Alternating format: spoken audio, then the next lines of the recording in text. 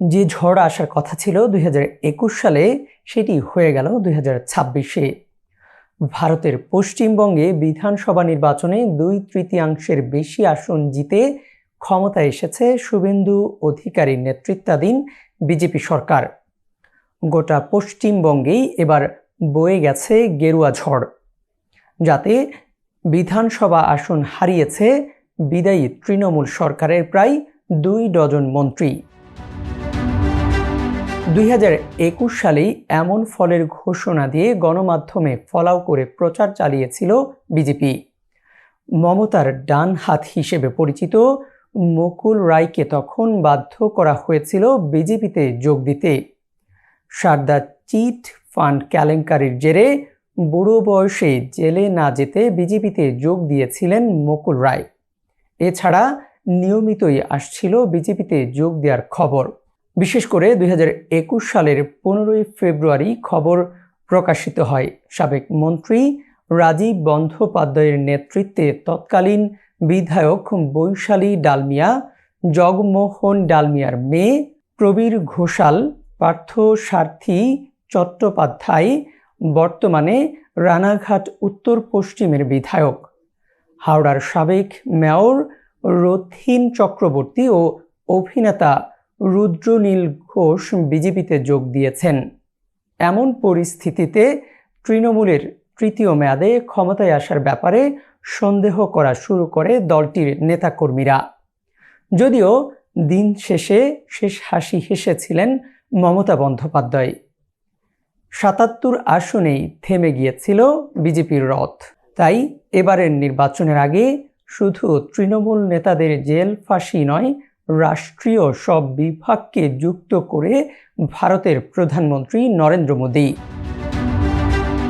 ভোটের আগেই গোটা রাজ্যকে রীতিমতো রণক্ষেত্রে রূপ দেয়। 2,40,000-এর বেশি আধা সামরিক বাহিনী মোতায়েন করেন। নির্বাচন কমিশনকে দিয়ে পশ্চিমবঙ্গ পুলিশের নেতৃত্ব আমূল বদলে ফেলেন, যাদের অনেকেই আনা হয় বিজেপির শাসিত রাজ্য থেকে। এসবেও পার পাওয়ার জো ছিল না, তাই ব্যবহার করেন ব্রহ্মাস্ত্র স্পেশাল ইনটেনসিভ রিভিশন। মোট ভোটারের প্রায় 10%কে তালিকা থেকেই ছেঁটে ফেলেন, সংখ্যায় যা 91 লাখ। কথিত ট্রাইব্যুনাল গঠন করে নামমাত্র আপিলের সুযোগ দিয়ে 58 লাখ ভোটারকে বাতিল করা হয়। সব ধরনের নথি জমা দেওয়ার পরেও 27 লাখ ভোটারের আপিল শুনানি করা হয়নি। এসব কিছুর ফল মেলে হাতে নাতে। ভারতের নিউজ পোর্টাল দ্য ওয়েরের অনুসন্ধান বলছে, 294 আসনের বিধানসভায় অন্তত 150টি আসনে জয়ের যে ব্যবধান, ওই আসনগুলোতে তার চেয়ে বেশি ছিল ছাঁটাইয়ের সংখ্যা। যেমন ধরুন, কোনো আসনে 5,000 ভোটের ব্যবধানে জিতেছেন বিজেপি প্রার্থী, সেখানে ভোটার বাদ পড়েছে এর চেয়ে অনেক বেশি।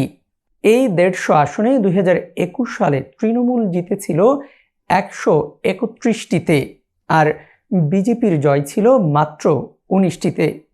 এবার বিজেপি জিতেছে 99টিতে আর তৃণমূল 48টিতে। অর্থাৎ নির্বাচন কমিশন দিয়ে SIR এর মাধ্যমে ভোটার ছাঁটাই করে পুরো পাশার দানই পাল্টে ফেলেছে বিজেপি।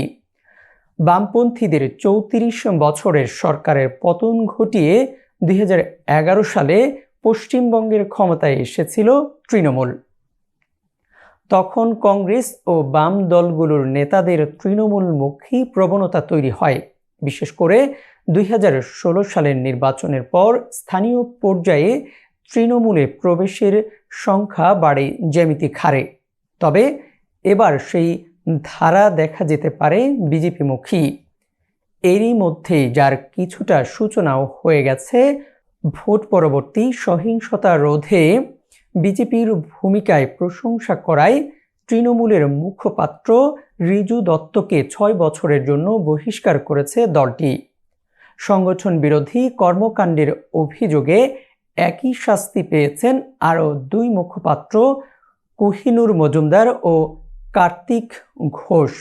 এছাড়া কারণ দর্শানোর নোটিশ দেওয়া হয়েছে 5 মুখপাত্রকে, যাদের অনেকেই দলের বিভিন্ন নেতা ও শীর্ষ নেতৃত্বের কর্মকাণ্ড নিয়ে সমালোচনা করেছেন। তৃণমূল কংগ্রেস মূলত মমতা বন্দ্যোপাধ্যায়ের একক ক্যারিসম্যাটিক নেতৃত্বে পরিচালিত হয়। তার ভাইয়ের ছেলে অভিষেক বন্দ্যোপাধ্যায় দলের সাংগঠনিক কার্যক্রমে যে ধরনের ভূমিকা রেখেছেন তাতে প্রশংসার চেয়ে সমালোচনাই বেশি রয়েছে। তাকে ঘিরে দুর্নীতির অভিযোগও বেশ জোরালো। তৃণমূলের ডজন খানেকের বেশি নেতা দুর্নীতির অভিযোগে ভারতের কেন্দ্রীয় তদন্ত সংস্থা ইডির দপ্তরে নিয়মিত জিজ্ঞাসাবাদের মুখোমুখি রয়েছেন। কয়েকজন আছেন জেল হাজতে। স্কুল শিক্ষক, শিক্ষাকর্মীর নিয়োগে অনিয়ম, রেশন দুর্নীতি, পৌরসভায় নিয়োগ দুর্নীতি, কয়লা ও গরু পাচার, গৃহহীনদের জন্য ঘর বরাদ্দে অনিয়ম, সরকারি নির্মাণ কাজে সিন্ডিকেট ও ঘুষ কেলেঙ্কারির অভিযোগগুলো নিয়ে নতুন করে মাঠে নামবে বিজেপি সরকার, যাতে অভিষেক বন্দ্যোপাধ্যায় সহ তৃণমূলের শীর্ষ নেতাদের বেশিরভাগ সময় কাটতে পারে মামলা মোকদ্দমা সামলাতে। টানা 34 বছর পশ্চিমবঙ্গ শাসন করেও রাজ্যটিতে গেল 1.5 দশকে সিপিআইএম এর মতো দল যেভাবে আলোচনার বাইরে চলে গেছে, সেই ক্ষেত্রে তৃণমূল কংগ্রেস কিভাবে টিকে থাকবে তা নিয়ে শুরু হয়েছে সন্দেহ সংশয়।